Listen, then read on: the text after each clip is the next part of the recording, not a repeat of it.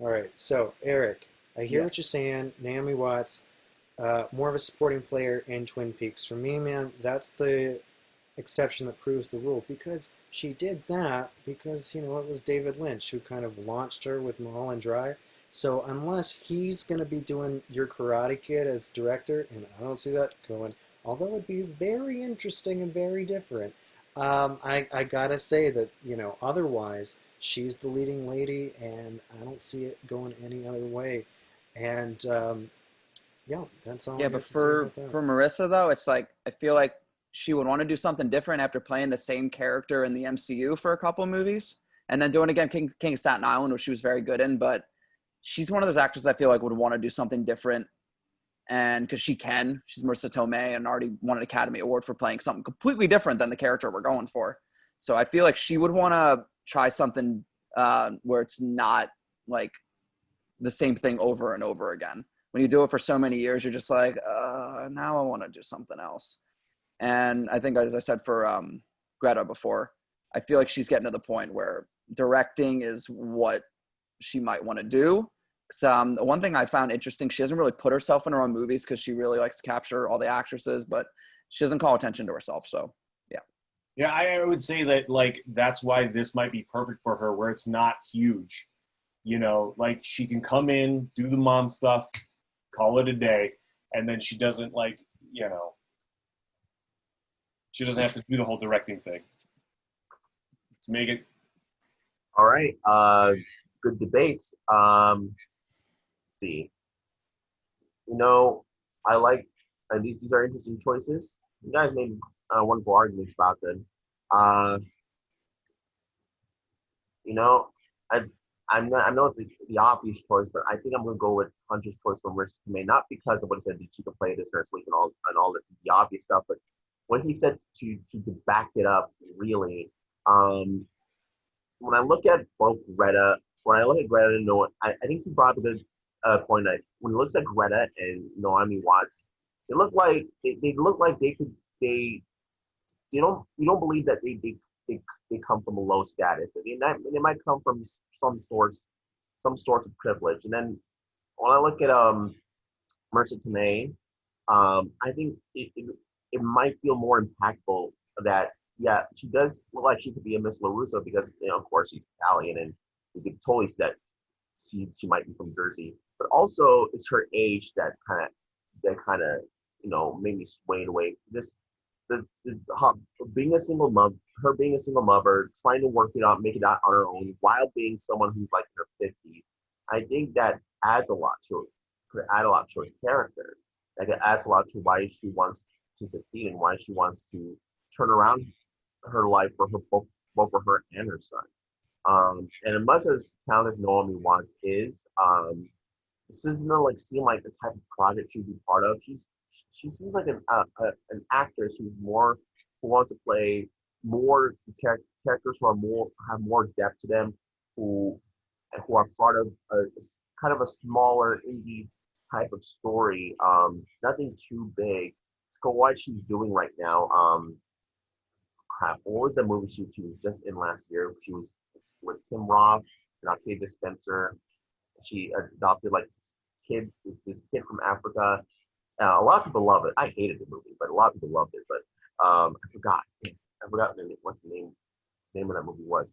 Um, oh, Loose. I think it was Loose. That was it. It was called Loose. Yeah, did not like the movie, but she was fine in it. But I think her career is going more towards that path. But so yeah, my choice is going to go with Marissa Tomei. How about you, Jessica? This was hard because all three are high caliber in their own right. The thing that really kind of deterred me away from Greta Gerwig is just because over the past couple of years, I feel like the way that her career is going, she is moving more behind the camera. If you look at like the projects she's done, like Little Women and Lady Bird, like it was behind the camera, and everybody loves her vision as a director. That I don't know if I could see her doing a project as of right now in 2020. Um, and between Marissa and Naomi, um, I mean, it was tough because they're both talented. They're both Oscar winners. They both could do the role justice, but I swung more with Marissa Tomei because she does have that working class look. She's been in a ton of different movies where she's kind of like the scrappy underdog. She has that Italian American fire in her, so you can tell that she's really driven with what she wants to do and taking care of her son.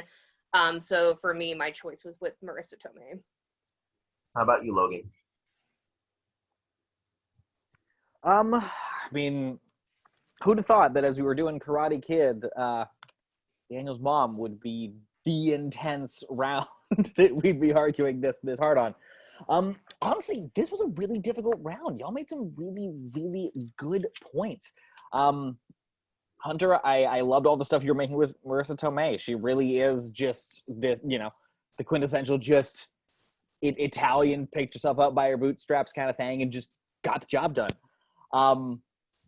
Erik, I liked a lot of the points you were making with Naomi Watts, with kind of how she functions in different roles, bringing up King Kong. Like Peter Jackson's King Kong is a favorite for me, so I thoroughly love that version. And honestly, there was a lot, Johnny, that you were saying for Greta Gerwig that like it is different to what we have seen in the previous movies, where it's like she is younger, but like you talking about how you could imagine her as the younger mother standing there and being that kind of just so frustrated and like, where are we supposed to go? We're like, this is where we are now. This is home now, and we have to deal with this. And I can kind of see that coming from Greta as you were describing it. But honestly, the argument kept pulling me back to Naomi Watts. Like there's so many different things that I've seen her in that I just can't help but feel like she plays these, when she plays mother characters, she's always a mother character who is thrown for a loop and then has to find some way to make it work. Like Marissa looks like she's been hit with a lot of those and is just like, well, here we go again. Like she wouldn't be frustrated when Daniel is just fed up. Whereas Naomi Watts to me feels like a Lucille where she's still learning to take care of her stuff a little bit more. So I can see her having that bit of the blow up with whoever we decide for Daniel. So yeah, I would have to go with Naomi Watts. All right, you got 2 points for Mr. Tomei, 2 points for Naomi Watts. How is this going to go? Nicole, what do you think? The tiebreaker? No, it's not necessarily, but Marissa Tomei has 2 points, Naomi Watts has 1, but I mean, I already have my choice, so it's fine. Okay. So first of all, with Greta, given that it's 2020, not 1984, I can definitely see, like Logan was saying, a younger looking mother figure. It's single mom, new life, starting over. Totally see it being a younger looking woman cast in this role for sure. But I do agree that I feel like she's doing more of the writing, more of the directing, more behind the scenes for Naomi Watts. I would agree that she does in fact steal the spotlight. I am a big fan of Naomi Watts, not saying that she can do a minor role, and I think she could, and I think she would be happy to do it. Erik, did you happen to mention the film The Glass Castle? Okay, yeah. I wish you would have, because that's a really good viewpoint on her being a mother. Granted, she's married to Woody Harrelson in that, and I love that movie, but it shows the struggles of her being a mother and what she goes through. But so as much as I want to try and push the original film out of my head, I know that sometimes we just can't. So when I was reviewing these and hearing Hunter's arguments, Marissa Tomei just makes perfect sense to me. She has compassion, but she also has sass behind it. So I feel like she could deliver being Daniel's mom to a T. The age, she does not look her age, and that does not matter. This is her niche for sure. Like this is her role. This is hands down. She could easily pull this off.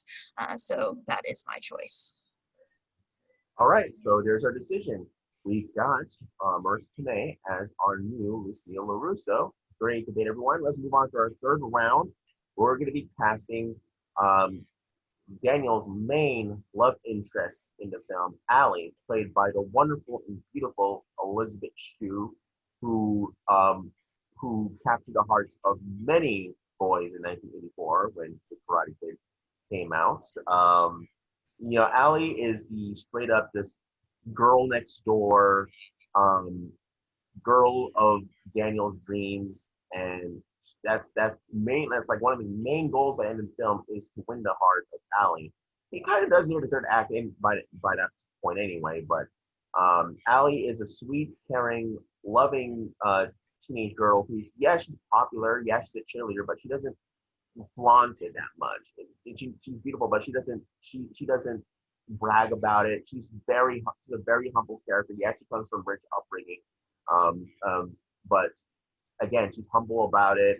She doesn't pay attention to that side of her life. She just wants to be a teenage girl and she wants to fall in love. She meets a sweet kid named Daniel LaRusso from Jersey who brings an interesting aspect to her life, but she's broken up her ex-boyfriend Johnny Lawrence because he's too much of a tough neck come from Cobra Kai. So who's going to be our Allie? Johnny, who's your choice for Allie? I'm gonna keep it short and sweet. I'm going with Caitlin Deaver of Short Term 12 and the Quibi Princess Bride reenactment and Booksmart. Last Man Standing. I'm less familiar with that. There's just something to her that when I think of casting her, I think of the idea as far as who I pick for Daniel. I think picking a Daniel and picking an Allie, it's all about their chemistry just as much as, is with Mom and with any of the other characters. But there's something in the phrase of different but same, but different during that scene. There's something so much that I'd like to see out of her because she was marvelous in Booksmart. She can handle a big name movie like that. But then also in Laggies, she could be a supporting character. I'm going to have to go with Caitlin Deaver. She might seem a little bit old, being 23, but, Ralph Macchio was, 22 years old when he did this. So she's still, and if we're saying that Hudson Yang has a baby face, this actress 100% has that baby face. She can play like the older senior, she could play, that these two boys are fighting for this older girl or, under, between the lines of the scene, she can pull off. Before I get to the next guy, may I just add that it was kind of dumb how they wrote off her character in Karate Kid Part 2. Oh yeah, they fall in love in the first movie, but then they go to prom together and she dumps Daniel and goes with the football draft. Like, that makes no sense. I don't know if it's a scheduling conflict or anything with Elizabeth Shue, but it made no sense. Erik, who's your choice? She was not supposed to. She was not supposed to come back for any of the sequels for Karate Kid. That whole breakup scene was supposed to. It was meant to be off screen. So I don't know. Yeah. All right, Erik. My choice for Allie is Elsie Fisher. She's been acting since she was little. As you may remember, her voice in Despicable Me as Agnes. But she has grown up since then, and she also has led a brilliant movie called 8th Grade, where she could have been, never mind. Oh, but instead she went to TV after that. She could have gone to bigger roles, but she chose a supporting role in the show Castle Rock. And she had to star with Lizzie Kaplan in an absolutely captivating performance as Ann Wilkes. But the reason I chose her was her role in 8th Grade, where she was very funny. She was also very heartfelt, and we root for her. And this role, I feel like, would be an escape from the darkness of Castle Rock. It would just be a nice new, I wouldn't say new role, because the 8th Grade, I feel like her character would kind of grow into that character from 8th Grade into Allie with an I. But also, we never know what she'll be going into high school. She could become a cheerleader. You never know.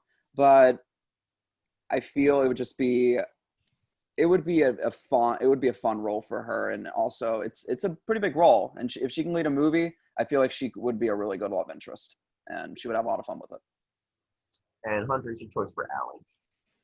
For Allie, I'm going with the criminally underrated Anjali Rice, known most for her breakout role in The Nice Guys, recently Spider-Man films, as well as a very memorable role on Black Mirror.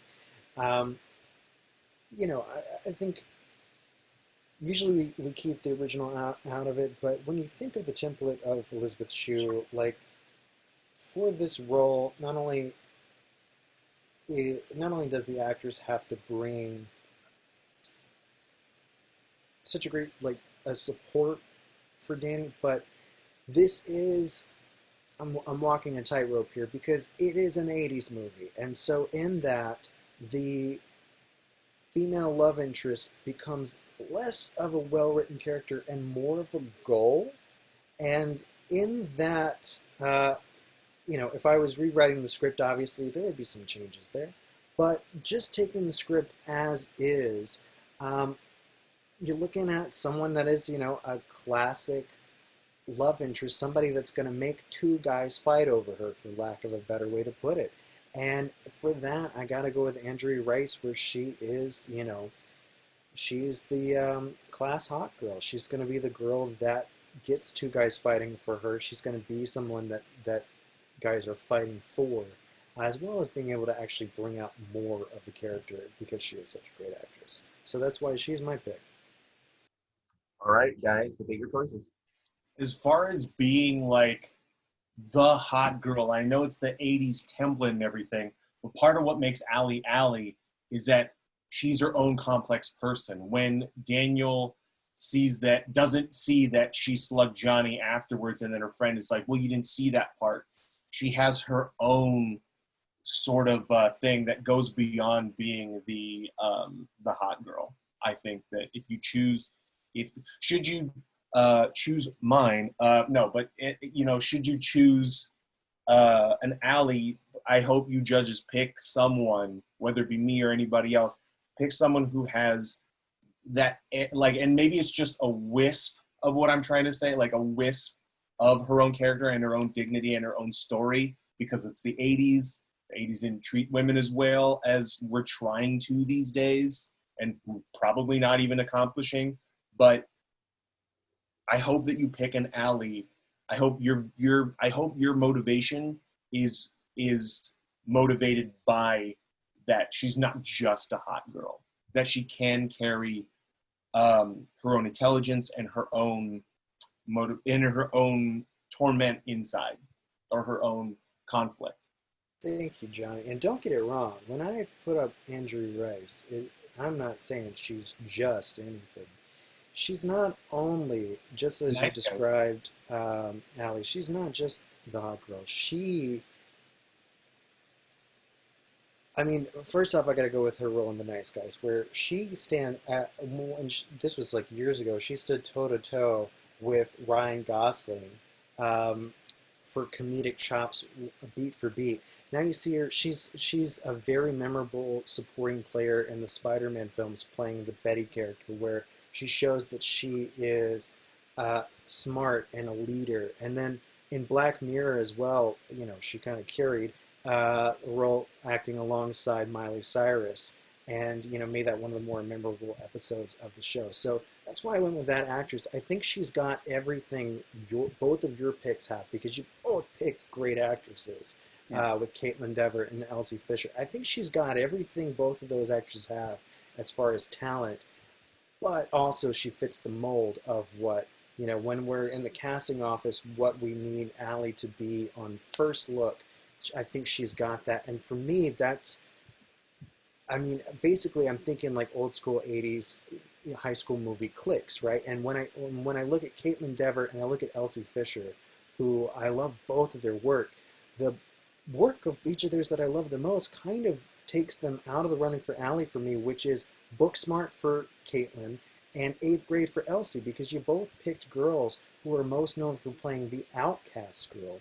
And Allie, with an I, she's not an outcast girl. She's not a girl on the outside. She's the it girl. That I stands for it girl, and that is Allie.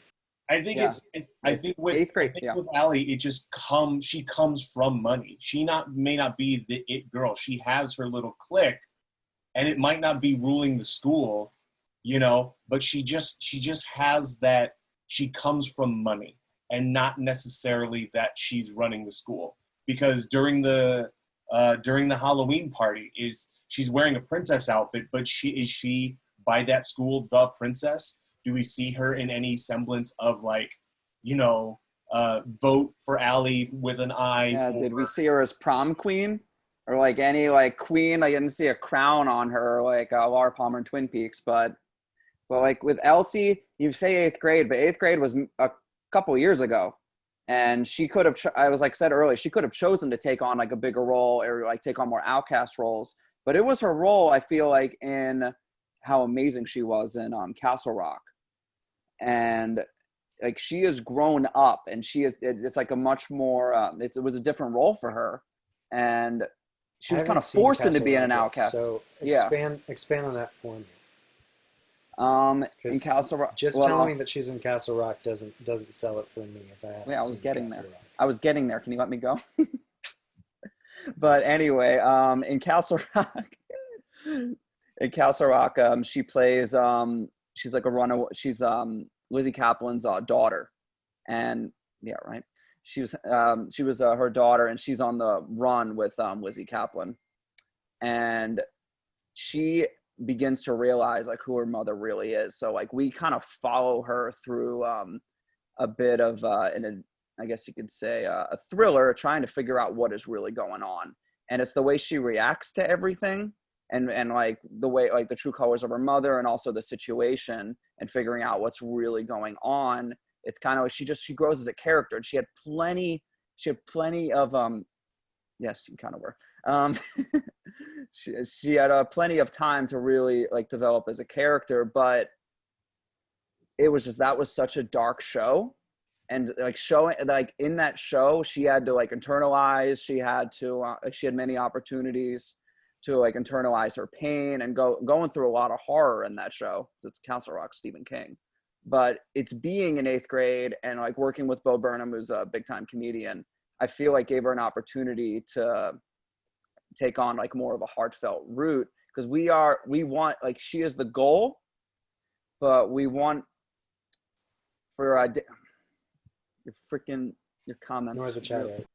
I'm trying to, but I feel like it's just, she's really grown as an actress, and it's just those two what I'm saying is those two characters were so different. And also, and like starting out as a voice actress, she's just played so many different characters. I feel like all our choices, I feel like they could all play different types of characters. And I feel she could bring a lot of energy to Allie. She could also, like, we want them to end up together. Like I rooted, and especially in eighth grade, I rooted for Elsie to be happy in the end. And I want everyone to be happy in the end. And I feel like she really could pull that off. Like Elsie to me, just like visually as an actress, she has this semblance of a more Margot Tannenbaum, and that she looks down than someone who's like, hey, I'm going to befriend the new kid. He might be cute, he might be nice, he might be this. And there's just something to be said about Caitlin Dever. Seems to be more like, this is someone who could play a first love. You know, this is someone who could play, you know, the not just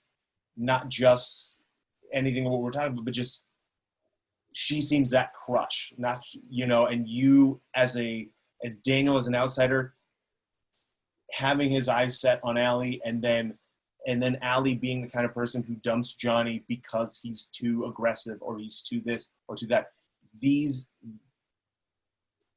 Caitlin just seems like she's not, it's not that she's too cerebral, but she makes well-informed, and that's part of the reason why she might seem like an outcast in Booksmart and any of her past, but she looks like you can understand her reasons. She seems like she pulls the reasons off more than the other two. And Gory, Robert De Niro face, sorry. Yeah, and I do have to comment on one thing you brought up, Johnny, about Caitlin, in that she is kind of aging out of the high school role. I think Booksmart might have been like her last chance to play that kind of role, because she is now in her mid-20s, and I know the original cast, they were actually around the same age, so well, I think we're getting past that. They're going for younger kids now. Yeah, exactly. I think more often these days they tend to go a little bit younger, closer to the age. I guess what I'm saying is that it's a potential knock depending on who is our Johnny, which in this case, if we're going with Tom Taylor, is about 19 years old, and then who ends up being Daniel, because if our Daniel ends up being, you know, 16 to 18 years old, putting her up against a 25-year-old actress is going to be not necessarily the best fit. Maybe an insurance problem. It's all about chemistry. I mean, it remains. Oh to yeah, be she seen. has the talent for sure. It remains to be seen who our Daniel is, because chemistry. You get. I mean, you look at. What's his name with the mustache, Blue Bloods and Friends. Tom Selleck. Selleck. You get Tom Selleck in with. You get Tom Selleck in Indiana Jones. Like, you might see it, but like, I mean, chemistry is everything. Okay, that's a good debate, everyone, guys. All good choices. To me, it came down to as much as Elsie Fisher's a talented young actress. When I think of Al, I think someone who's humble yet confident. I don't really see Elsie as that confident girl walking around high school who's but yet she's humble, yet she's nice. She'll befriend a new kid. She'll befriend a geek. And what Elsie, I just see a little as talented as she is. I see a little bit of insecurity to her. If that makes sense. So to me, it's between Caitlin and it's between Angry. I don't know how to pronounce it. Angry Andrew Rice. I usually say Angry, but I think it's Andrew. I'll say Andrew. Yeah. I mean, Caitlin Dever, I could totally see her in this role. She does come off as very confident. She does come off as very witty. She does come off as girl next door.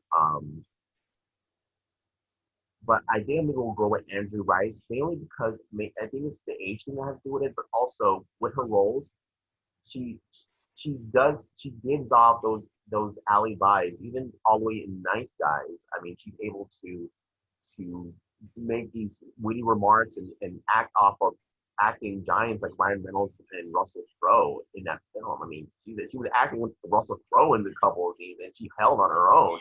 And I know in her roles as Betty Ross in the Spider-Man films with Tom Holland in the MCU, he comes across as the high school girl who's who could be like the class president, who is who's top in her grades, yet she has good looks. She's humble about it.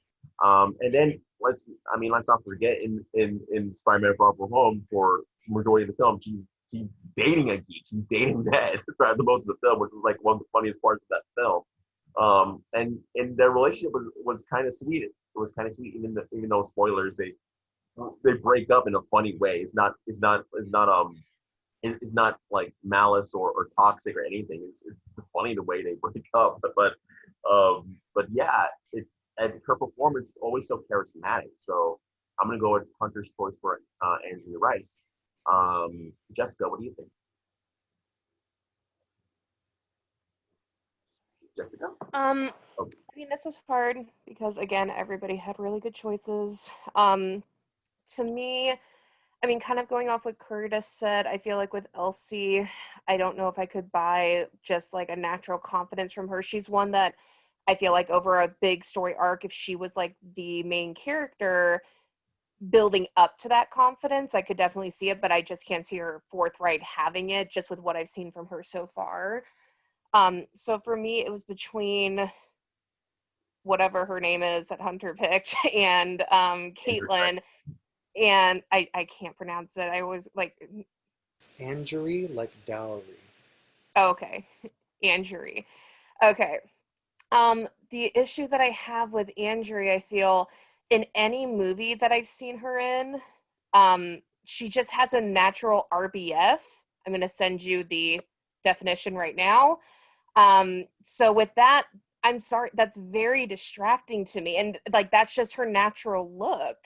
And with that, sometimes if she doesn't use her face just right, or if she delivers a line and her face doesn't match with it, it can come off kind of like nasty or snotty. With Caitlyn, I feel like she has that kind of like all American girl look, like Johnny said, like the first love kind of look to a girl. She can carry her own. She has that quiet confidence, and I feel like that fits with a character like this very well. So I'm gonna go with Johnny's choice of Caitlyn. Okay, Logan. This was another really good debate. I'll start with Hunter up top. Andrea Rice. I really enjoy her ever since Nice Guys. Like, she was one of my favorite parts of that, how she would always kind of like have that witty takedown of Ryan Gosling, or, you know, having the witty aside with Russell Crowe. Elsie, unfortunately, I kind of have to mirror what other people are saying. I think she's a little like she's great, but she is, I think, just a smidge. I don't see the confidence in her there. If we were making this the non-existent, I think Jess was kind of saying, like, if it was a season-long thing, it was like, heck, if we were redoing Karate Kid 3 and she's Hilary Swank, okay, I could kind of see that being, you know, an interesting development, but we're not there. We still have to make Karate Kid 1 and 2 before we even get to even think about the next generation. And then with Johnny's choice of Caitlin Dever, I really, really like that choice. Like, coming out of Booksmart, like, she was one of my favorite parts of that movie, and it was very weird to look back and go, oh, she's in a Tim Allen sitcom. That's what she's doing now. Oh, okay. Like, it's, you know, so it's not what I would expect, but she has really good comic timing and brings this kind of this quirky confidence to her in Booksmart that I think works really well for the character. And honestly, Johnny, there was something you said that I thought, mostly because you said it and then a scene from Booksmart played in my head where she's someone who could play a good first crush. And the vibe of that mixed with, honestly, is what put it over the top for me. So my vote for Allie with an I is Caitlin Dever, or Dever, or however it's supposed to be pronounced. So Caitlin Dever 2, Angry Rice 1. If Angry gets another point, it's gonna be a tie. And then Elsie, no points yet. Nicole, what's your choice? All right. So this was good. You all are doing super great. And if I could pick them all, I would, but I can't. All right.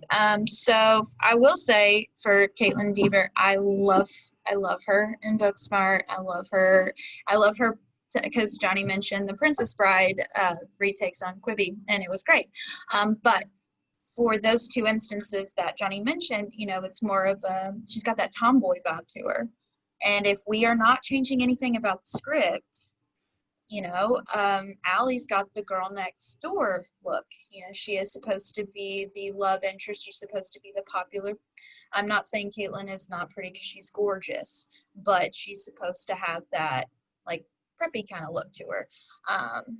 So that would be my reason of not picking Caitlin. I think she's capable of doing it, but if we are going off of Elizabeth Shue is supposed to be the full looks and supposed to look a certain way and be a certain way.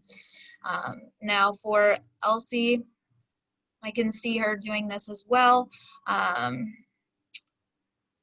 don't know. There's something about it. I just feel like she does have a bit of a baby face to me.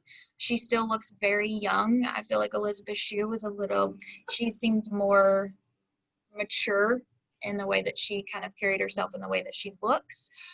So I'm going to go with Hunter's choice of, how do I say your name? Andrew. Thanks. Yeah. I'm going with her choice because she does have that girl next door look. She fits into the mold very well. And I know that she can definitely be the Allie that I would like to see. So. All right. So we got our first tie debate. We got Caitlin Dever 2 points, Andrew 2 points. Erik, do you mind being our tiebreaker? Not at all. I think Hunter and I said it. Well, I feel like Miss Dever would be a great choice, but I think she's kind of past the high school age. She definitely would do a great job, but also I guess the tomboy look. I thought about that, and I'm like, girl next door. She would do it emotionally. She would definitely pull it off, but Hunter, you won me over with when you mentioned the Nice Guys and how she handled herself with with Russell Crowe and Ryan Gosling. It's not easy to do, and I feel like Anjali Rice. I hope I say that right. I think she would do an amazing job, and that probably would have been my first choice if you didn't take it, Hunter. I guess you did strike first. So Andrew Rice is my choice. Andrew Rice. All right, so that's going to be our new alley is Andrea Rice. Nice round, everyone. All right, let's move on to our next round. Next round is going to be on Sensei, Master. Mr. Miyagi, played wonderfully by Pat Morita in the original film. Mr. Miyagi, of course, is the handyman at the apartment complex where Daniel and his mother live.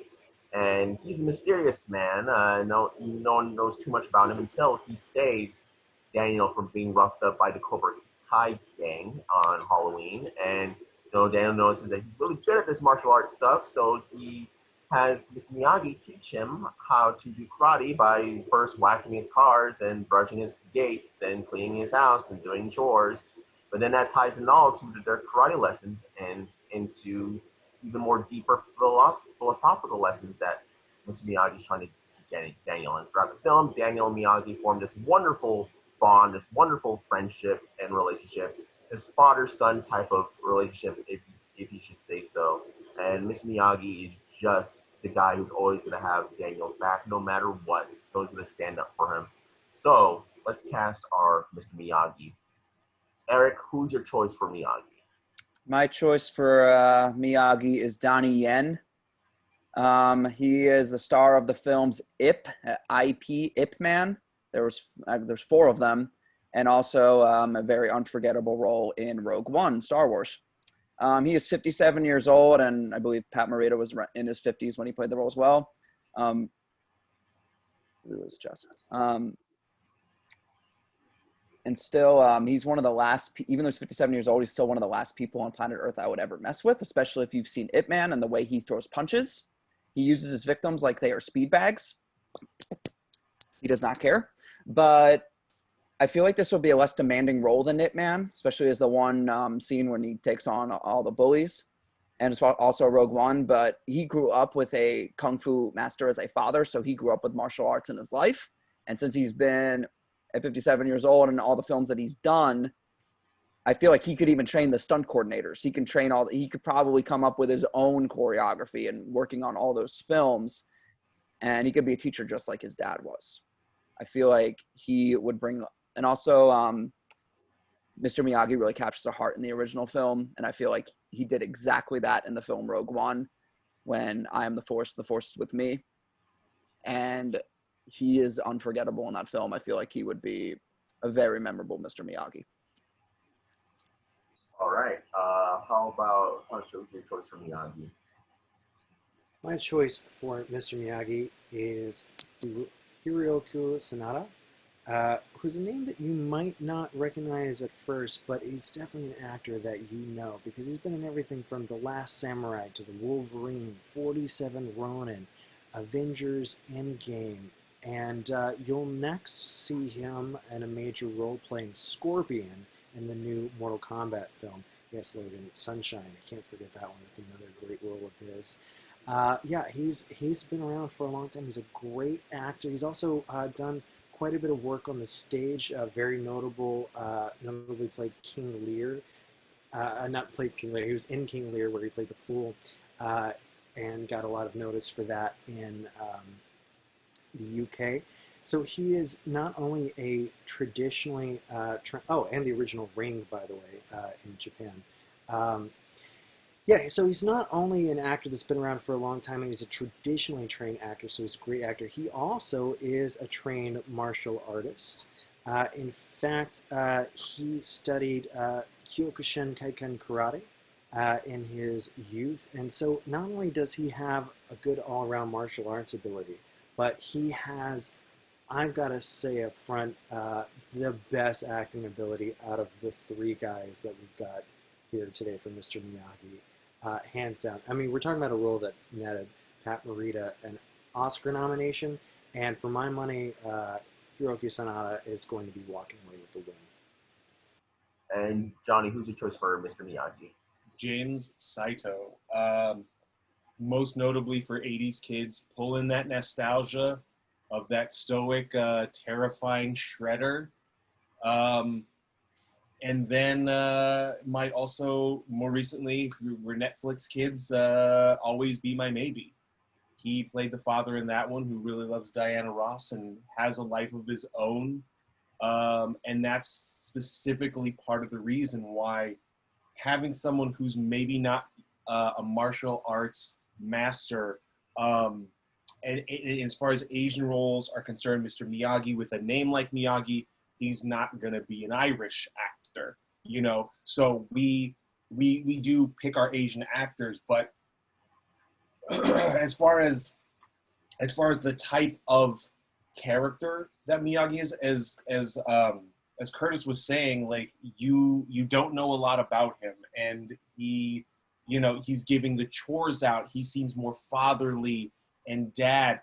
You know, I think the problem with Asians in cinema, and sorry to pull the card out, but like the Asians in cinema is to play this. I mean, even Pat Morita did it when he found the voice, the wise Asian master. It's played out. It's too played out. I'm sorry, but the Kung Fu master, you know, he's a subtle Kung Fu master. He's called upon it when he needs to be. Not that he can go toe to toe with Mike Tyson in Ip Man, or, you know, get over here and give me a hug, Scorpion. But like when it comes right down to it, it's his human, it's his father, it's the surrogate father thing. He embodies that so well in Always Be My Maybe. And, you know, the doctor in While We're Young with Noah Baumbach, and it's just, he's an American. My Miyagi does not have, you know, an accent, or doesn't play off of the yellow face. Not that I'm saying that your actors do that, but when you play someone who's one as stoic in a large part of the beginning of the movie, that, you know, could be used as Shredder, as scary, whatever, or as just something foreign, I guess, to someone who can balance fatherly and has his own pain as well. I am trying to rack my brain for these other two actors playing someone who, to American audiences, can say, you know, I'm a veteran too, just as much as the bad guy's a veteran. I am, again, the flip side, the duality of your antagonist. It's just like Joker says, you know, on a bad day, I'm just you on a bad day, you know. He's just my guy. All right, guys, debate your choices. I think it's interesting you bring up, first off, you mentioned voice, and then immediately went into Shredder, considering he has the physical presence of Shredder, but he does not voice Shredder in the Teenage Mutant Ninja Turtles movie. And so in that way, it's kind of ironic. Like, I feel like your argument kind of ate itself with the bringing up the idea of like the stereotype and the yellow face, because in a way, that role in particular, James Saito was sort of used as a stand-in when then they brought in a white dude to like voice over him and take over the part for him. That said, he's had a long like career beyond that role, so that's not like that defines him, and that doesn't really mean anything about him. He's been in Altered Carbon, for example, recently. So I think he's a strong choice. Donnie Yen, as great of an actor as he is, both acting-wise and on the physical prowess, I'm going to split the hairs here just because, you know, it is a debate. He is Chinese. Mr. Miyagi is a Japanese man. There's a reason that whenever they did do the remake with Jackie Chan, it's called The Karate Kid in America, but that's because Americans are dumb and don't know anything. But in the movie and across the world, it's referred to Kung Fu, and across the world they market the movie as the Kung Fu Kid or the Kung Fu Dream. That's because, as you even mentioned, Eric, Donnie Yen, he does Kung Fu. He doesn't do karate. And so it's, and for some people, especially, you know, American suits, that they might be like, well, what's the difference? We're splitting hairs here. But in this debate, I'm going to say that it does matter. And to that point, I went with the only guy who's actually from Japan. And I gotta say that Mr. Sanada would not only bring that physical prowess, but I didn't even pick him based on that. I didn't know his martial arts background until I started researching him after I picked him. I picked him based on his acting, because this is a guy who's been doing everything from supporting roles to in the States to largely more leading roles back home in Japan. And I mean, he's got such a long career. The guy's been in, I think, like 50 movies plus. And he's this guy that he's been in all these movies, but he is also very unassuming. And that, to me, is Mr. Miyagi. He's a guy that you don't expect to be the badass. And that's what I think of when I think of Mr. Sanada, is that I think of someone who has this presence and you don't really regard him at first, and then he leaves this lasting impression on you. One of his more recent roles I'll just mention is like Avengers Endgame, where he literally has a scene, but I bring that up to people and they're like, they know exactly like the part that he did. Oh yeah, very intense scene. Yeah, but beyond that, I mean, again, he's been in so many films that go beyond like what would be the stereotypical sort of thing. I mean, he can carry that emotional weight. I picked him not knowing that he could do the martial arts stuff. The fact that he can beat up a bunch of high school kids and make it look cool is a bonus, but I picked him because I know that when we do the scene where Miyagi is crying over his medals, that this is the man that's going to put me in tears right along with him. For me, Donnie Yen, I feel like did that near the end of Rogue One. Spoiler free to those who haven't seen it. It is a very emotionally charged scene. And throughout the film, he has captured our hearts. And he's done that with his acting ability, not only with his martial arts skills, he did that with his acting ability. Ip Man, oh yeah, he shows off his martial arts skills, but it's just so, he's got my guy, just like your guy, Hunter, my guy, Donnie Yen, is 78 total credits. That's like a lot of experience acting.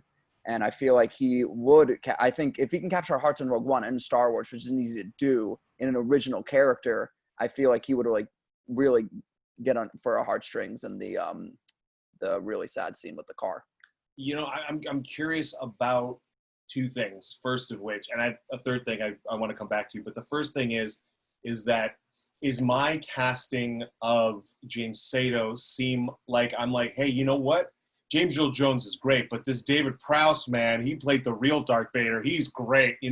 I don't want to come off like that. I'm coming off as this guy who can play a father. The second thing I was going to say is that Ip Man and Rogue One and all of these movies with elaborate kung fu is too much for Miyagi. Miyagi barely fights in this first one, but he really does. And I don't need to see fast. I don't need to see crane work or wire work. I don't need to see any of that. I just need someone who has the heart. And this guy definitely had, and Sato definitely has the heart.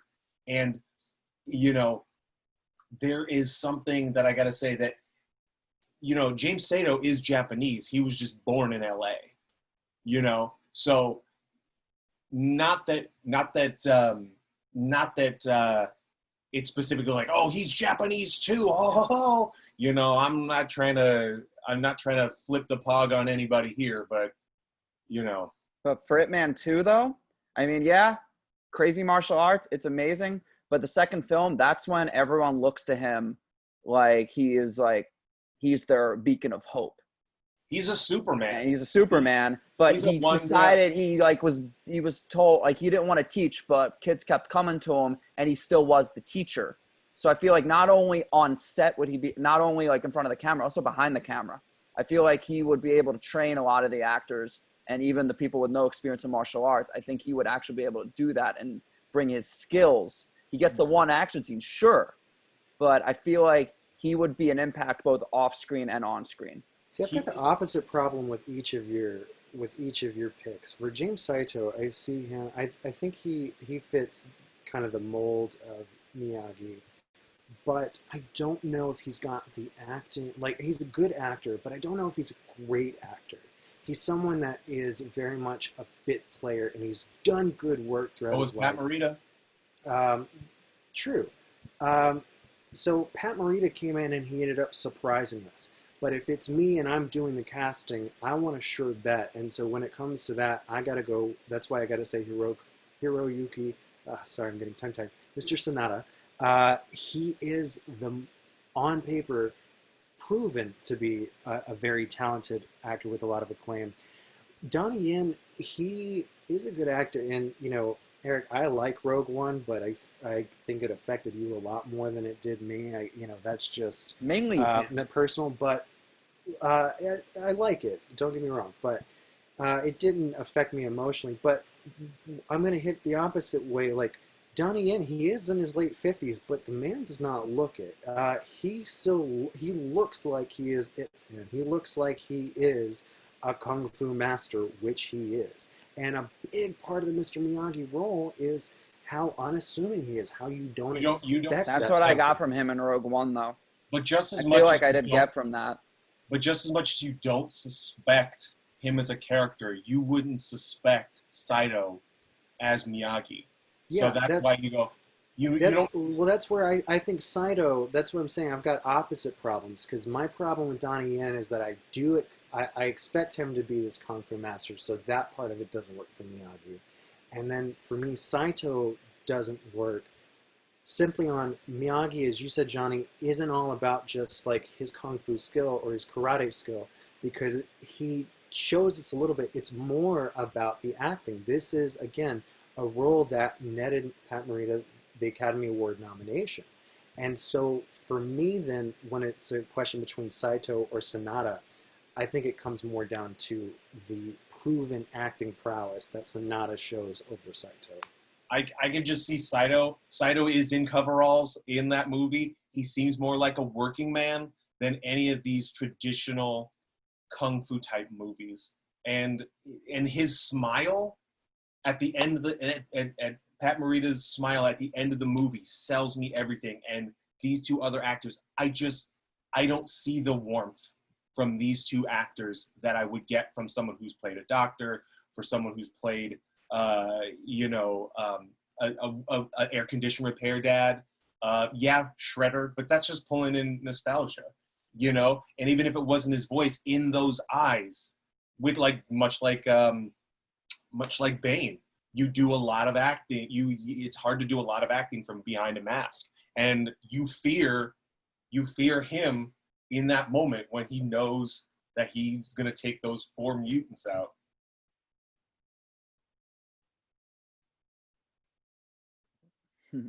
Oh, that it? Okay. Yep. Okay. Good. Good debate, guys. Pretty good choices. I'll start off with an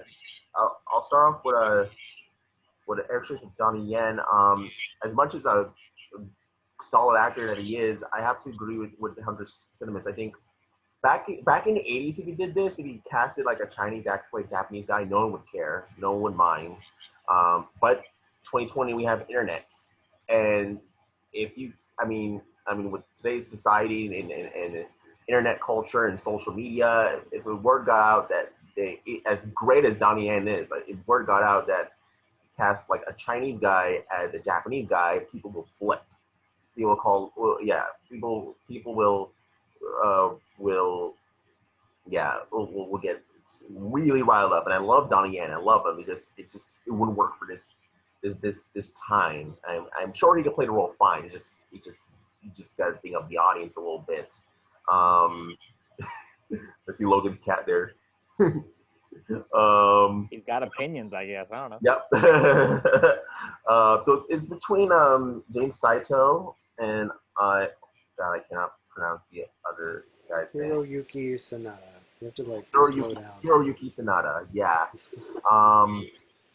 I think it's because I didn't see much of Mr. Sanada's stuff. I'm sure he's a talented actor, and from what he describes, a wonderful martial artist. But with Miyagi, I'm thinking more of the heart and the acting and the drama and the subtlety. And I think with that, I have to go with James Saito. I mean, just from his little small role in Always Be My Maybe, he plays a caring father. He plays he has the heart of his son. He's warm. He's understanding, I think you need that in Mr. Miyagi. I think the interesting take on Mr. Miyagi with that. So I'm gonna go with Johnny's choice for James Saito. How about you, Jessica? Um, this was tough for me because again, they're all great in their own rights. I do agree with the point that I think it's very important to go with an actor of Japanese descent, just because it is 2020 and we are more aware of stuff like that happening right now, making sure that it's not just a blanket of anything. So for me, it was between Hunter and Johnny's choices.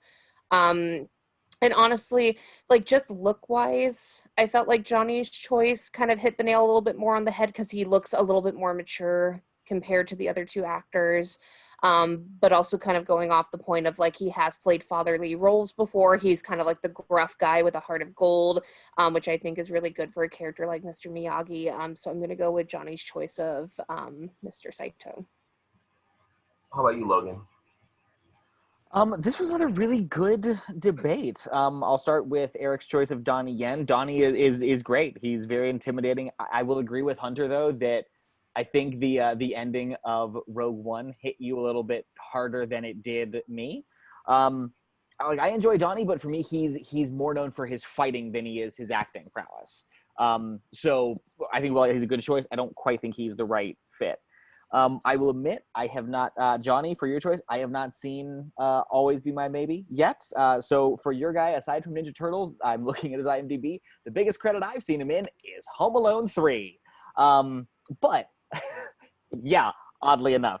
But I liked a lot of the argument that you were making, how he can make a lot of his attitude work with a few words, and balances this nice dad with the intimidation factor of Shredder. But honestly, what I kept coming back to was Hunter's arguments for Hiroyuki Sanada. Like, there's a lot of different movies that I've seen him in, whether it's like The Wolverine or Rush Hour 3 or even Speed Racer. Like, there's a lot of things I remember over the course of his career, and yeah, the big thing I remember is in all of those bit parts. Like even like Last Samurai, I'm like, man, this dude's a really good actor. Like just every scene. He nails the acting part of it for me every single time I watch him in whatever he's in. So between that and the fact that he's born and raised in Japan and kind of has that going with him, I think those together for me was enough to say that I think he'd be a really good Mr. Miyagi. So yeah, Hiroyuki Sanada was my choice. All right, and finally, Nicole, what are your thoughts? Cool. Yeah, so well done, Phyllis. So for Donnie, in my opinion, he looks like a villain. He's very chiseled.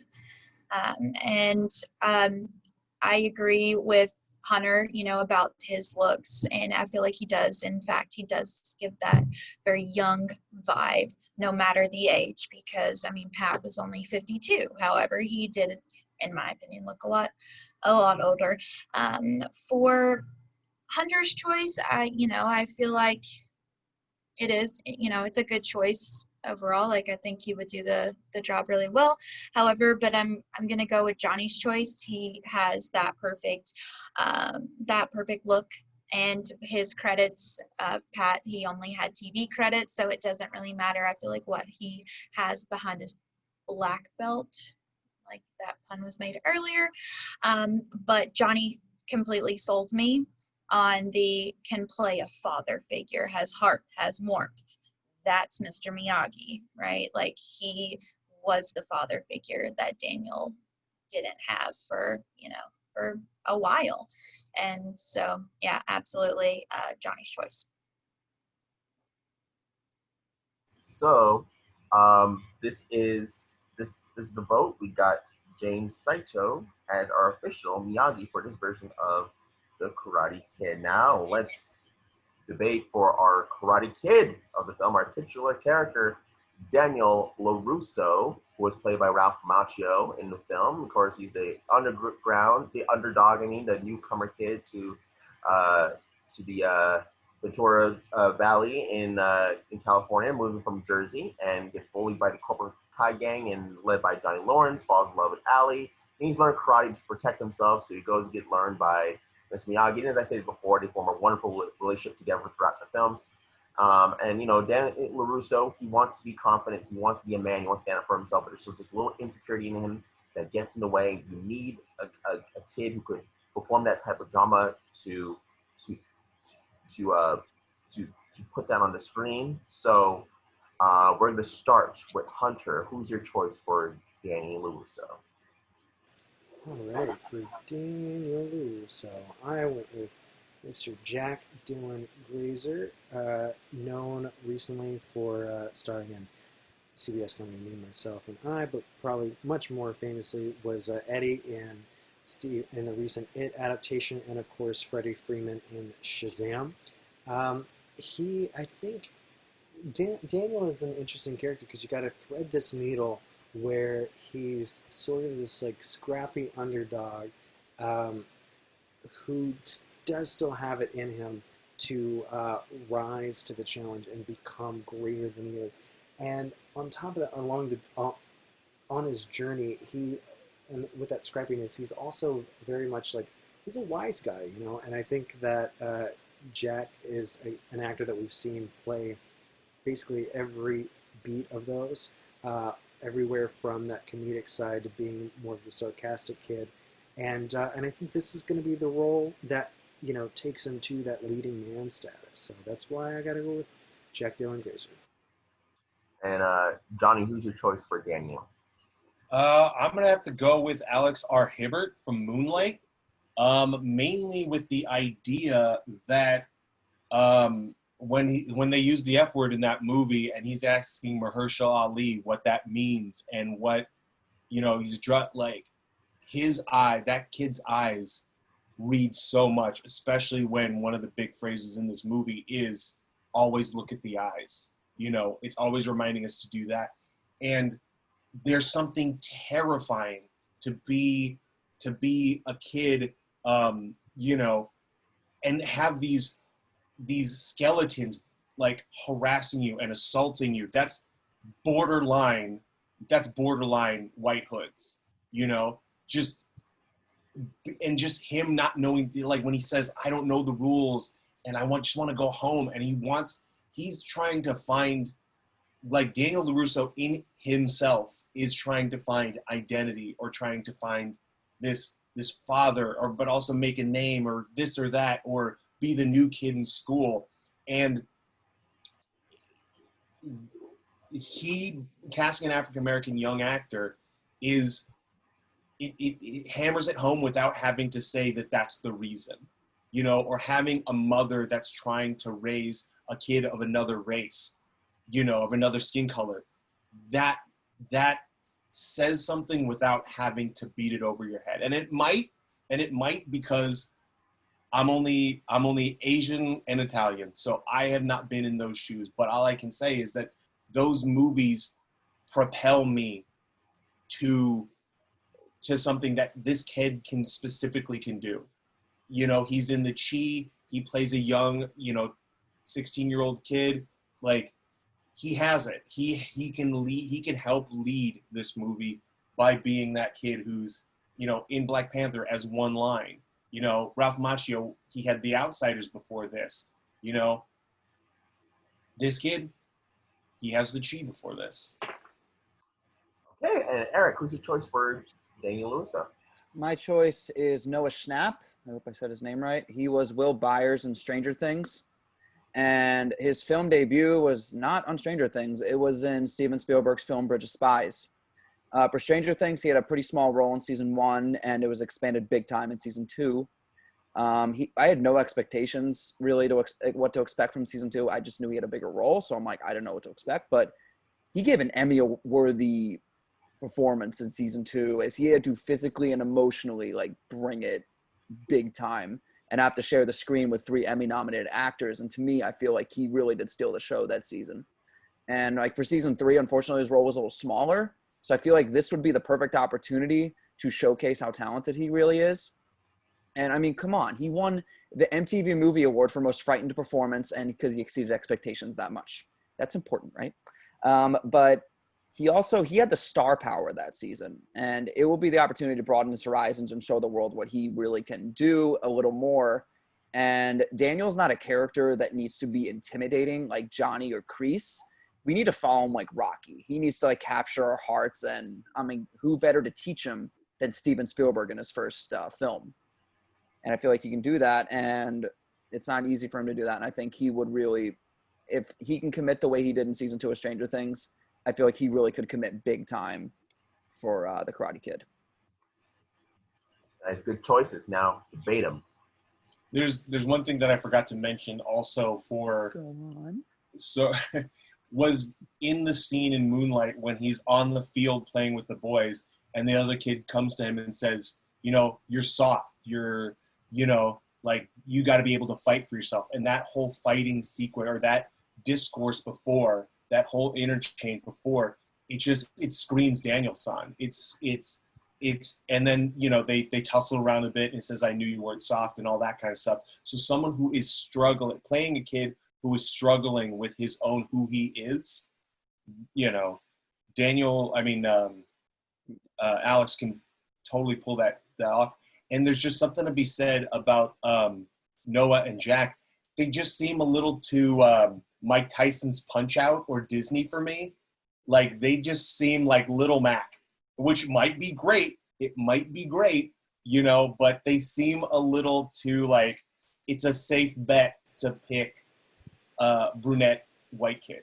You know, it might be too safe, you know, versus, like, you know, Alex is the age. Alex can pull it off. I mean, maybe I'm putting too much stock in Moonlight, but Johnny, no, you're hitting below the belt on two ways because you reference one of my favorite films with Moonlight and now one of my favorite video games with Punch-Out. How dare you? Yeah, you know what? I gotta give you props on calling out Alex Hibbert. I think that's how you pronounce it. Because yeah, after seeing him in Moonlight, I didn't even realize that he had that bit part in Black Panther. Now he's doing this TV series. I haven't seen that. Now I'm going to have to check out.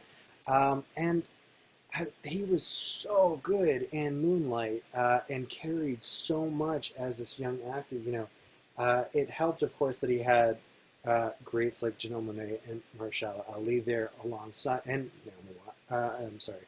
Not Naomi Watts. I'm thinking of our previous round.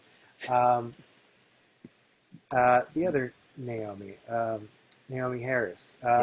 Yes. And anyway, he had these three great actors, like, you know, helping prop him up. But he did so much on his own shoulders. All that praise said, because I can't really, you know, I can't say anything bad about an actor from such a great film. I'm having trouble just imagining him now, because obviously in that film that was some years ago and he was so young. I guess now, yeah, he would be around the correct age for Daniel, but because he hasn't done much else beyond that initial breakout role, I don't know what he would do, and more importantly, I don't know if he can carry a film like this on his shoulders. He had a runway, a big breakout success with Moonlight, and he has not broken out yet. Maybe if this was a role that went to him, this would be the thing that would do it, but for my money, he's had the last 5 years or so to break out, and he just hasn't. At least these other two actors have made more of a name for themselves. That said, Erik, Noah, what are you doing? This guy is the quintessential, like, bullied kid. The guy literally voiced Charlie Brown in the recent Peanuts movie. Of all the Charlie Browns in the world, he is the Charlie Browniest. I mean, again, you're talking about his performance in Stranger Things. I thought he was fine, but, you know, obviously that's subjective. Like, his performance hit you a lot more than it did me, in that emotionality. But I think it says something that about the way the rest of us, including the creators, saw it, that his role was then reduced in season 3. Whereas my boy, Jack Dylan Grazer, kid's got it all. I mean, when you really look at the character on paper, Daniel LaRusso is not only like struggling, but he deals with it through quick-witted, sarcastic humor and running his mouth off, which is what gets him in trouble. That's what gets him bullied in the first place. You know, I got to say, Alex and Noah have this one thing in common where, you know, they're kind of walking around with a kick me sign on their back just the moment that they come in school. Jack isn't necessarily that kid, and I don't think Daniel LaRusso is either. He gets himself in trouble because of his motor mouth. And, I mean, just look at him in Shazam or It. Like, Jack Dylan Grazer is the motor mouth. He is the sarcastic kid whose own words are what get him in trouble. But more so, I think that he's got the leading man ability to carry a film like this on his shoulders, and we can see him go from that troubled youth to becoming, you know, this karate champion by the end. Yeah, so for Noah, I knew what I was doing. Thank you very much. For, I guess, like my history of working with You're welcome. I guess for Will, like for my problem with Jack though, I think he's a little too witty. I think he's a little too witty for the part. I feel like he would want to. So, and for Alex, yeah, I do agree with Hunter that he hasn't had the opportunity to break out. And I feel like for all three of our actors, they do have the opportunity to break out. And yeah, I really did love his performance that much in Stranger Things. But I feel he had more time. All your actors, I mean, they were on film sets, but it's less days of shooting. For Stranger Things, he had to emotionally bring it for 10 straight episodes. That's not easy to do, and it's not even just an emotional performance, also a physical performance. And he's his mouth or what? Yeah. Daniel's mouth, but also I'm guessing since he hung out with those kids, I'm guessing those bullies were also bullying him in season 1. So we kind of have to use our imagination there. He might look like a target, but I feel working with everyone that he's worked with, including like David Harbour, and also with Winona Ryder, and a lot of those up and coming actors, they have taught him so much. I feel like it's also the experience of doing all that intense, doing that entire series of Stranger Things. I feel like he has learned so much, and he can grow as an actor. He's an actor. So I mean, I feel like they all are, aren't they? Yeah. I want to go ahead, Johnny. I want to mention to the judges that when Ralph Macchio stepped into this, he only had the outsiders behind him. This was his breakout. This made him. This could make Alex Hibbert, you know. And then there's more. You guys. You're not wrong there. I think it's just it's more of a question of like we're using our imagination on what he could do, and for me that's why Jack Dylan Grazer is the right choice. If I am casting the movie, you know, if I'm putting on the hat of like the executive, I'm the suit, because he is a known quantity who has been in big movies. We know that he can handle this split between It and Shazam. And by the way, Erik, thank you for teeing me up. I'll knock that hole in one. You talk about maintaining a long-running emotional role in a TV series. Not only has Jack Dylan Grazer done a comedy with Me, Myself, and I, but he is currently now in an HBO show which just premiered this month called We Are Who We Are, where he is starring alongside Alice Braga as well as several other big actors. So he has the experience. As far as experience goes, I think he runs laps around both of your choices. And again, but now he's on an HBO series. Is he gonna have the time now? Sure, they already filmed it. It's over. It's premiering. Mm-hmm. Oh, it's premiering, but I'm pretty sure. Is it a miniseries or a TV series? It's a miniseries. Okay, never mind. Also, if we're gonna play the executive of having like a good backlog and all this other things, and playing us not just a safe bet or this or that, or playing the bet as a business standpoint, you know, Alex Hibbert is associated with an Oscar-nominated movie. So there's something to be said around that. Yeah, and I guess like my last argument for Noah is that it was such he didn't have really any time whatsoever in season 1. It's the fact that he had to take on that same role in season 2, but in a much more expanded way, and it was really just his level of commitment, to it. And I feel like if like he had to train for the movie, train for the martial arts, but also on an emotional level, it's not really about him being physical entirely in the movie. It's also about him capturing our hearts. This is a heartfelt movie, and to me, I feel like he really did do that in season 2 of Stranger Things.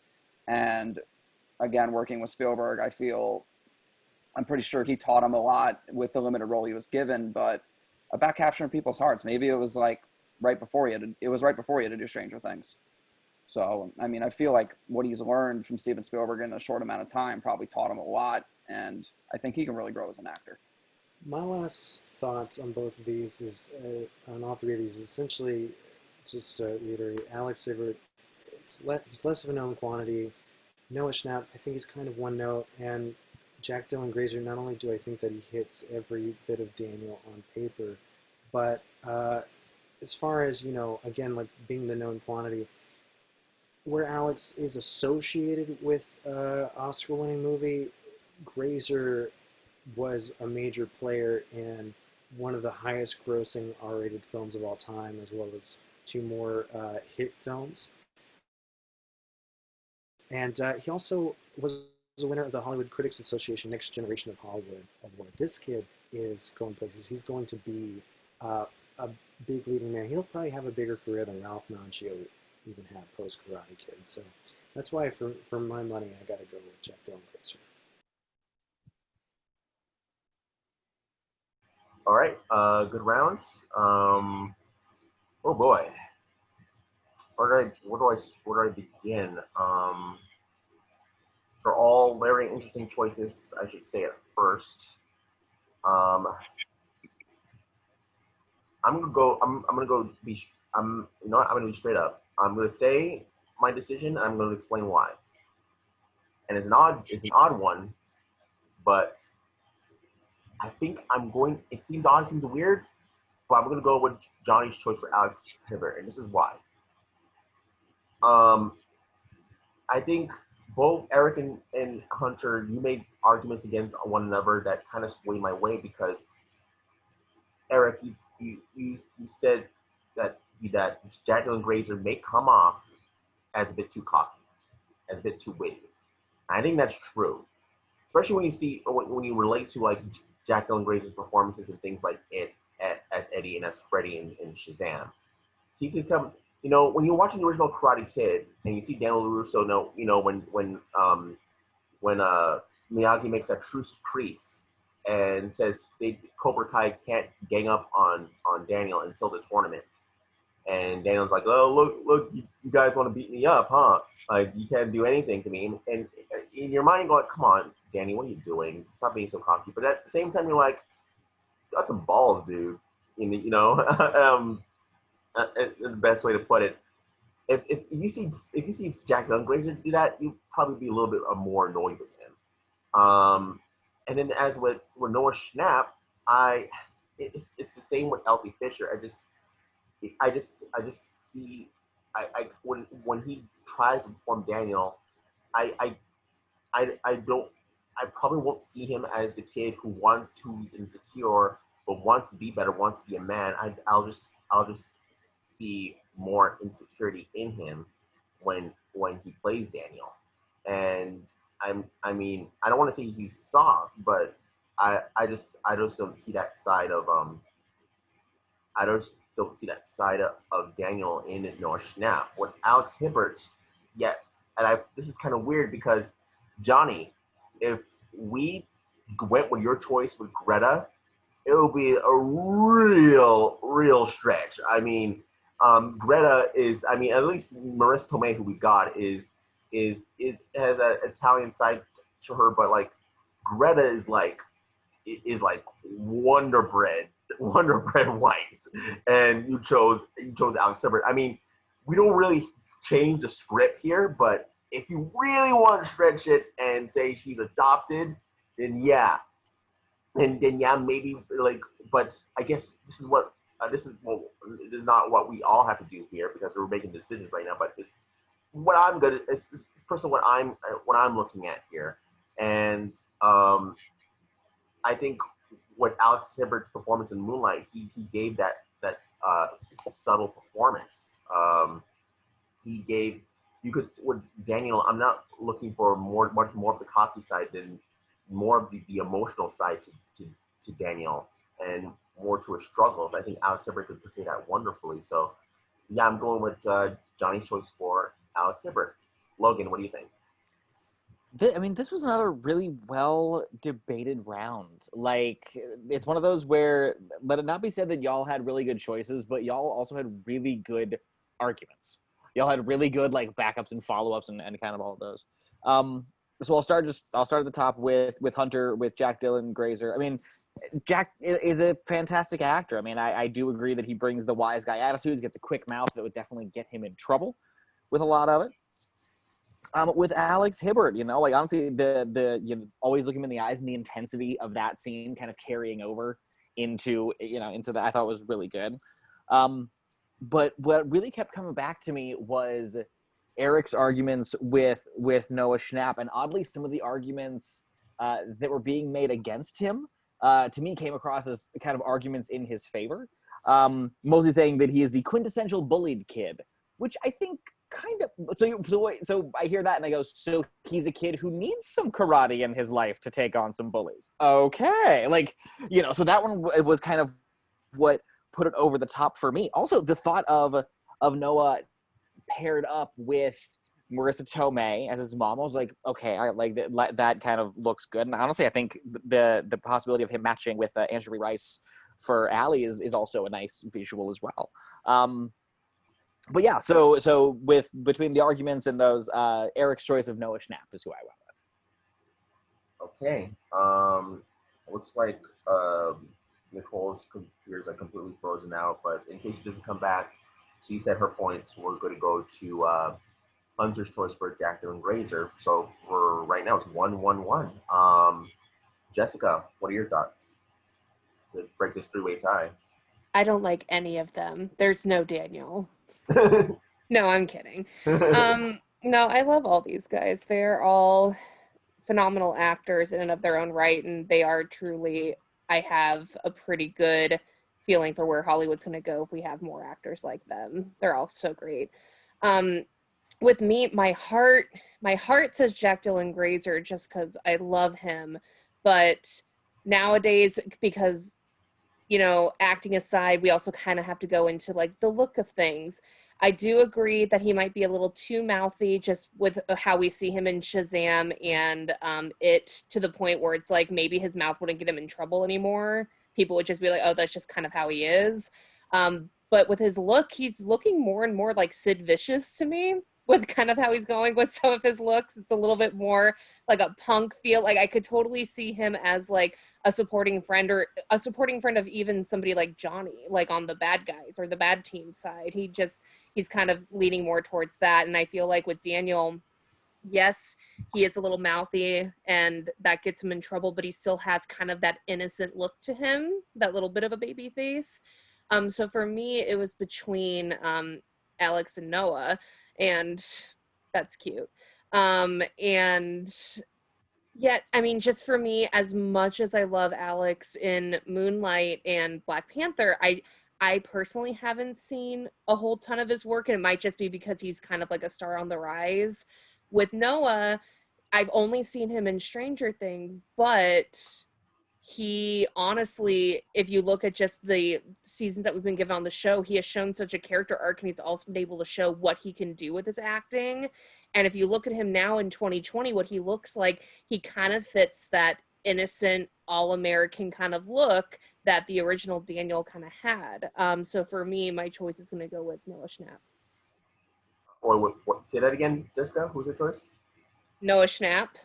Noah Schnapp. Okay, so We have one for Jacqueline Grazer, one for Alex, and two for Noah Schnapp. So that means our choice is going to be for Noah Schnapp or Daniel LaRusso. Okay, now let's move on to our last round. And our last round is going to be the director, most important part of this project. Now, of course, John G. Avildsen directed the original Karate Kid. Of course, he was the director of the original Rocky as well, so he's used to portraying these underdog stories. So we need a director who could bring that same emotional depth to this 2020 film as John G. Avildsen did with Karate Kid in 1984. So, Johnny, who's your choice for the director? I'm going to go with Jonathan and Josh Baker from the movie Kin.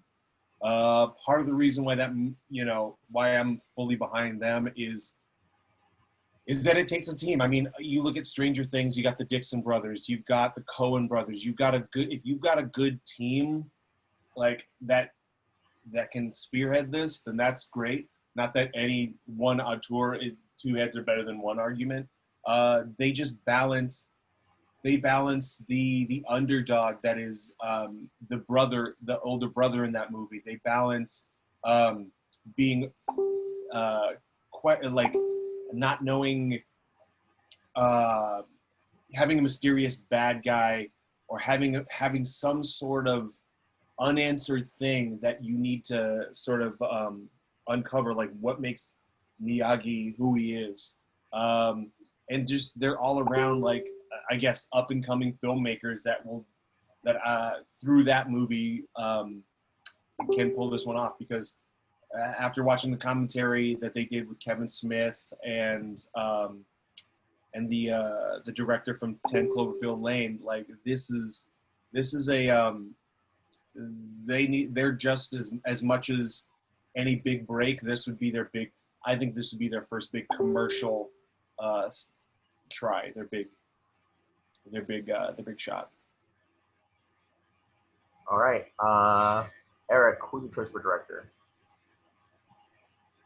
Funny you mentioned brothers there, Johnny, because I chose a pair of directing brothers, the Russos. These two guys, I believe we all know their names by now, but they did not start in the MCU. They started with the show Community, and then after that, to me, they shocked the world with the move with Captain America: Winter Soldier, and also before that, they did Arrested Development. And like they have a wide range of work, but with Avengers, they were working with an ensemble and bringing A+ work out of everyone, not just like Captain America. Everyone got a chance to shine. And also, if like after doing Endgame, I would want to do a smaller movie too, or a certain director who just made a giant movie really should go back to Nolan should go back to making smaller movies. So I feel like they have the talent to direct small, but bring a lot out of it, like the paintball scenes in Community. They can capture very heartfelt moments and tug at our heartstrings. Need I mention the last hour of Endgame? They know how to visually put a film together and get an emotional reaction from everyone. They make every scene count, even if the writing is not the greatest. They trust their actors. Every actor always gets a chance to sign. And also being a team, they can make a small moment feel like the most important movie in the important moment in the entire film. So like they can make, like, always enjoy the little things. And I feel like with their experience, I think they can really make a very heartfelt and fun movie. And Hunter, who's your choice for director? My choice for a director, I understand that both of you guys had to go for teams because my pick is just so strong. You need to double up to try to beat him. It's going to be Mr. Joe Cornish, who has 2 directing jobs under his belt, 2 great films. He's on the rise with Attack the Block and The Kid Who Would Be King. And I think that The Karate Kid is the perfect next film for him to do. I mean, it fits right in with his niche. The guy is writing The Adventures of Tintin to doing Attack the Block and then The Kid Who Would Be King, all of which he wrote and directed, except for Tintin, which he just wrote. He writes for young people and he directs young people. This is his world. And on top of that, he can also shoot action really well, no matter the size budget he has. If you've seen Attack the Block, you know this. So, yeah, I think it's just the logical choice for his next career move. Joe Cornish is my guy. All right, guys, debate your choices. I'd go with Cornish, but he's not full corn. He's corn-ish.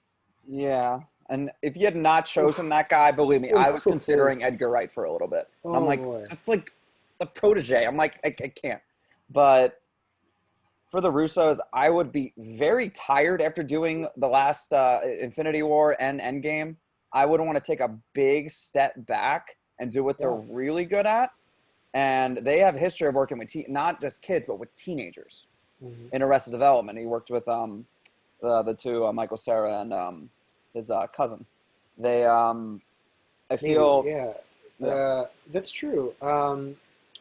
I would agree that after doing four really giant movies back to back to back to back, they'd want to slow down and do something smaller, which thankfully they did. You can catch the Russo brothers movie Cherry starring Tom Holland. Are you me coming out? Well, it was supposed to come out this year, but yeah, that's actually the palate cleanser that they went to next. And I would think, as far as they go, that this is not necessarily like their world. Like a high school movie isn't really, especially with the heights that they've gone to. I don't really think that this is the kind of story that they're going to want to do. Johnny, Erik, I'll let you respond to that. I just got to make my quick point on Johnny. Listen, Jonathan Baker, Josh Baker, I did the Guardians of the Galaxy reaction. Who? So I did a little research, and yeah, so they did some short films. They've done one movie, Kin, that you mentioned, and my follow-up question was, what? This movie came out 2 years ago in 2018. Never heard of it. Apparently, I'm not alone. The movie was a huge box office bomb and critical bomb, sitting on Rotten Tomatoes at 33%.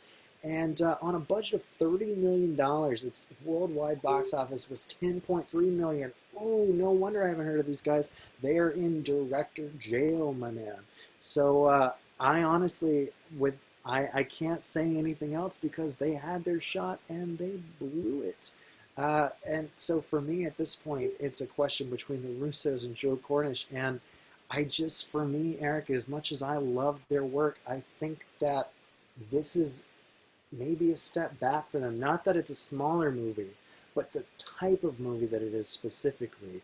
I just think that it's like this is the kind of movie that helps launch a career, less so than a palate cleanser, as you were trying to pitch it for them. That's how I feel about Joe Cornish, though. Joe Cornish, yeah, I think he's the perfect choice he's a great choice for this. All right, I think we can go to the judges now. My issue with him, I can't say it, dang it. This is a family show, Erik. We're all friends here. Joe Cornish, he's a great choice, but my issue with him, I feel like he would want to think a little bigger than Karate Kid. I feel like with his movies Attack the Block and Kid Who Be King, it's the fantasy elements, the sci-fi elements. It's like I feel like he would want to be a little more creative, kind of like when Edgar Wright was an Ant-Man. He just thought as creatively as he could, like an auteur. I feel like he isn't that auteur, and I feel like he would want to change the script around and probably add like some kind of fantasy element to it. It would be probably, I don't know, they would get superpowers and then they would start fighting on Mars or something. I feel like he would want to think a little bigger than that. That's speculation. I mean, that's as likely Russos as, have done smaller. The Russo brothers. But the Russos have done smaller. They have the history of doing that. It's not really. They don't think about themselves. They think about the actors and bring the best out of every actor they have, include whether it's a small role like Paul Rudd's daughter in the movie. That was a very emotionally charged scene. But then there's like hilarious scenes and like there would be, but it's the action. I know for like Winter Soldier, you're thinking that, but I'm not thinking about that. I'm thinking about why they were chosen for Avengers to begin with. It was the paintball episodes of Community, which is why they were chosen because of how they handled the paintball. By the way, they did not direct. That was actually Justin Lin, who then went on to do did the Fast and Furious movies. They were executive producers of Community, but their best known They did direct. episodes were some of the bottle Oh no, episodes. they did direct. I think they did the sequel paintball episodes, but that was still a great episode either way. The initial one that everyone thinks of, that was Justin Lin. They did the Western and Star Wars ones in season 2. The first season was Justin Lin, and more importantly, I mean, yeah, the speculation of like the fantasy and sci-fi element, like that I think both of our directors have work in both of those. And by the way, Joe Cornish has done other work, like mostly like writing in BBC radio programs and that sort of thing. I think the through line with his movies, because he did a sci-fi, he did a fantasy, it's the through line between those two, and then what connects it to Karate Kid, is they're all coming of age movies. They're all about young people who are on the back foot. They are, whether they are a nerd or an outcast or whatever, and through the story, they, find themselves. And that, he did it in sci-fi, he did it in a fantasy, and now is his chance to do a sports movie. But the through line of all these 3 movies is the coming of age story, and it's one that Joe Cornish nails every time. Yeah, and also like the underdog element. That's what I love about the Karate Kid. But the Russos working for Marvel, it's except some of the gods. There are characters that are like everyday people. Speaking of underdogs, at the bottom. What could be more underdog? What could be more underdog than someone in director jail? If we want to talk about Johnny using meta, these boys can. And then on top of that, it's a low risk. You're not going to spend a whole lot of money on these really big director names. Joe Cornish maybe, but like the Russos are definitely big boys. They're in the big boy $1 billion league, And this is a movie that doesn't need to have grandioseness. Sure, come back by all means. One of the big things that Ralph Macchio said when he went to audition this was that he felt like it was a Saturday morning or like a after school special, which to a degree my boys might be relegated to because they're in director jail, and Hollywood, as rough as it is, everyone loves to see a comeback story. Sure, but Johnny, I'm sorry, these guys crash and burn so hard. I say get them a body bag. Okay, burn. But I think you and I agree on this. The Russos, like, they have hit a certain market where, like, Erik, I mean, they do want to do smaller films, obviously something like smaller budget films, something like a Cherry, but they want to do a more like character-driven movie and not so much of a genre piece like a sports movie, like a Karate Kid. That's why for me, out of these 3 choices, it just makes sense to go with Joe. If you were to look at his filmography and see Karate Kid as his 3rd directorial feature, you'd be like, oh, it just tracks. It just makes sense. What I love, one more thing about the Russos, I feel like they don't really always call attention to themselves. And like, you don't really see like a Russo brothers film. Well, I mean, they really have the opportunity to do that, but like at the very end of the movie, like a Russo brothers film, like a lot of directors will do that, like Steven Spielberg, David Fincher. It's like it's or Quentin Tarantino, their film.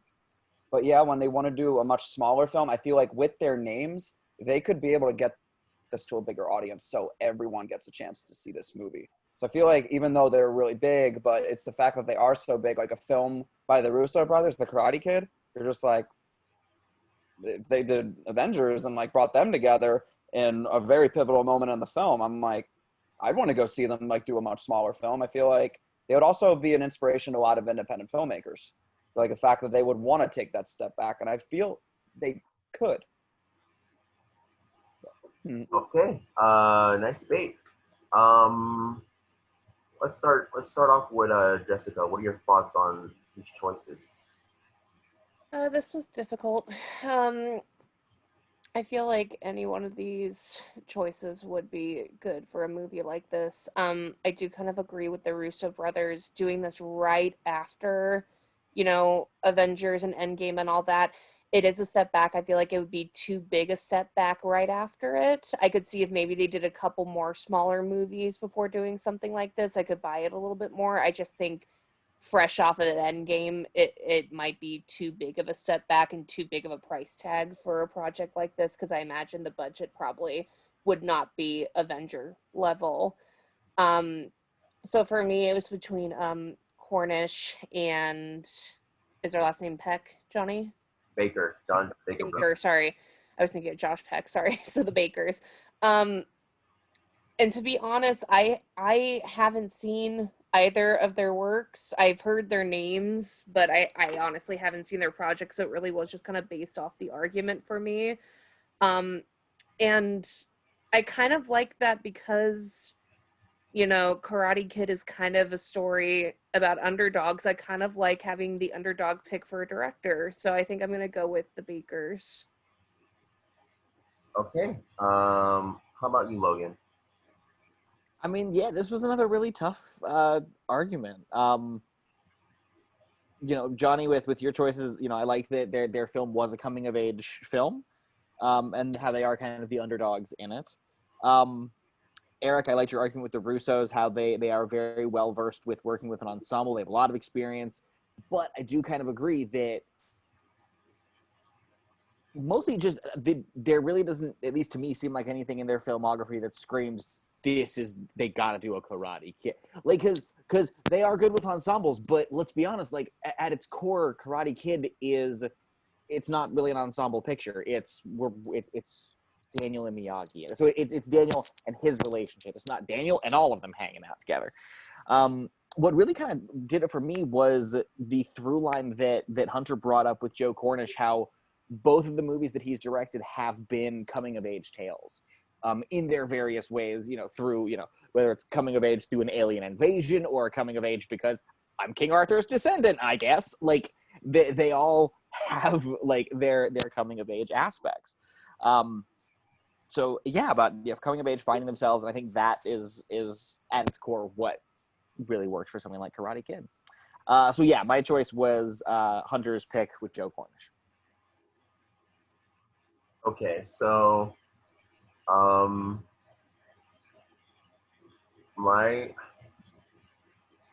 think my choice, Nicole actually has her pick already. She wasn't here for much debate. She has her pick. She's based off the work, but I won't say it yet. But at this point, before I reveal Nicole's pick, it's actually a three-way tie because I am picking the Russo brothers, because first, let's start off with Josh Baker. I think like Erik and Hunter said it all. Like they did their chance with the movie Kin. It was not a real critically loved film. It was not a box office success. I mean, if they want to go ahead and do an original film of their own, they could go ahead and do that and try to redeem themselves. But probably the script that was going around had been written by somebody else, not by them. And they wouldn't trust these directors with somebody else's story, somebody else's work, unless, they come up with a story on their own, and that comes out pretty good, and then they get trusted by Hollywood once again. As with Joe Cornish, he's a solid director. I just think with this script, with this Karate Kid, the Karate Kid movies can get a little bit over the top. They could get a little bit corny, but that's like in the sequels to get more corny and over the top. This has corny and over the top moments in the first one, but for the most part, it's still really grounded. And then, yes, the Russo brothers have done comic book movies. They did Infinity War and Endgame. When you look at stuff like Winter Soldier and Winter Soldier and Civil War, yes, they have Civil War has Vision and it has Scarlet Witch. This still has heroes with supernatural powers, but it's still pretty grounded. The ideas, the themes behind Civil War is still pretty grounded when you talk about stuff, the political side of it with the Sokovia Accords and stuff like that. And Winter Soldier is, like, you could argue, is the most grounded of all the MCU because it's a straight up political spy thriller movie. Without Chris Evans donning the red, white, and blue suit. So it's basically a Bourne movie. It's basically it's basically a Mission Impossible movie. It's a spy thriller film, and the fighting's more grounded. And yes, the third act of Winter Soldier gets more comic booky, but still, for the most part, it's still pretty grounded level. So I think the Russo brothers can handle stuff like that. And I think coming from something like Endgame, I think it would be a breath of fresh air to go to something like Karate Kid, this movie about an underdog, about a teenage guy just trying to stand up for himself and trying to defend himself and just trying to fit in. And a smaller story like that, I think, can relate to Russo brothers. And on top of that, the Russos are Italian, so and they can relate to this kid. His name is Daniel Lewis. I know I'm kind of stretching a bit, but I think this could be a personal story to them. It's something that they could something that they could wow, Hunter, you're really Cobra Kai today. I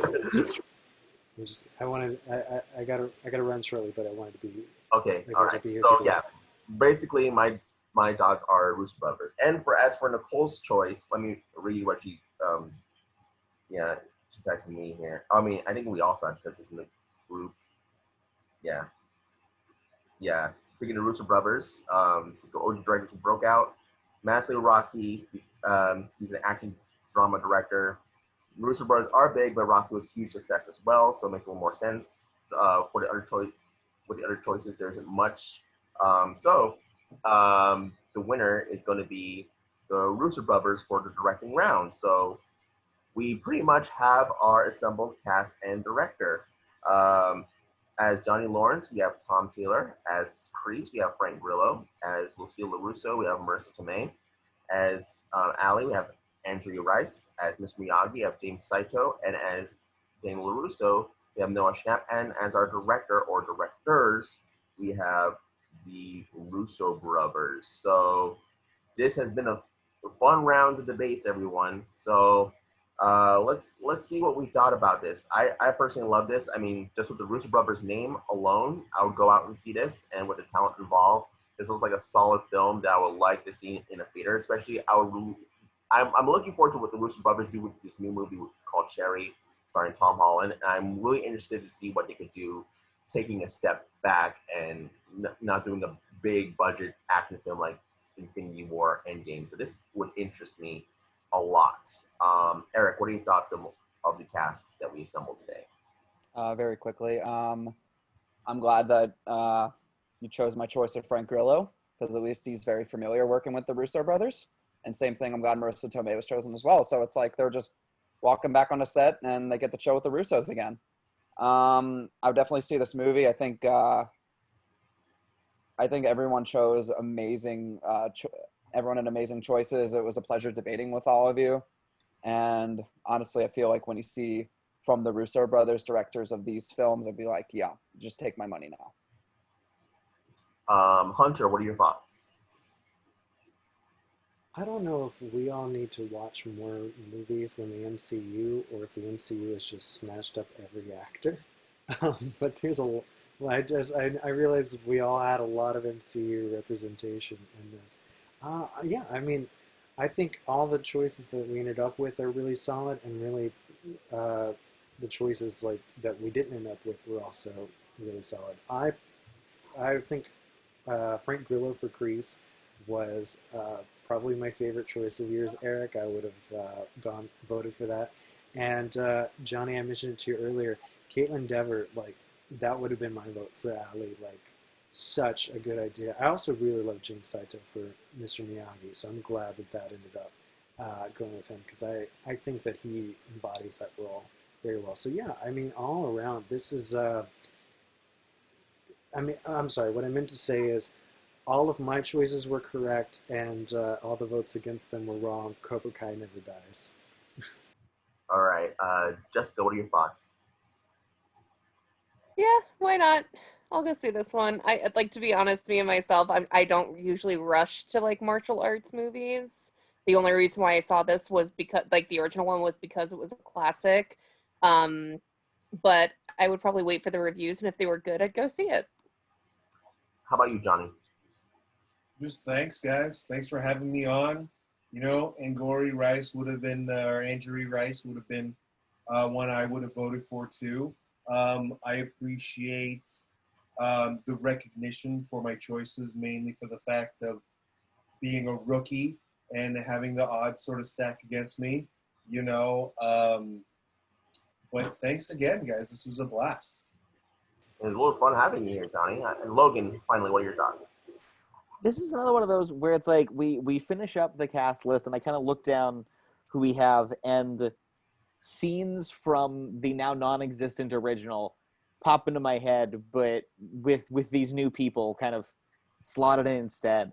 And there's a lot of scenes where it's like I really like the feel of these scenes with these actors in them. I think the cast that we chose embody a lot of the feeling of the original, while also bringing something new to the table for each role. So yeah, it'd be a fun movie. I'd definitely check it out. All right, and for our audience, recap again who we got as our cast. Got Tom Taylor as Johnny Lawrence, Frank Grillo as Kreese, Marissa Tomei as Lucille LaRusso, Andrea Rice as Allie, James Saito as Mr. Miyagi, Noah Schnapp as Dana LaRusso, and the Russo brothers as our director. So folks, thanks for watching another episode of Cast the Future. I'd like to thank my panel, Johnny, Erik, Logan, Hunter, Jessica, and Nicole. I just want to say you guys are the best around. Nothing to ever keep you down. Sorry, I had to. You're okay too. So join us next week. It's gonna be a fun one. It's gonna be another one. I'm gonna be part of the debater circle. It's gonna be Who Framed Roger Rabbit. I can't say how excited I am to do this one. So check us out next week. Subscribe to this channel, Curtis the Cinemaniac. Hit the notification bell. Like this video. Do all that good stuff. Thank you. We'll see you all next time.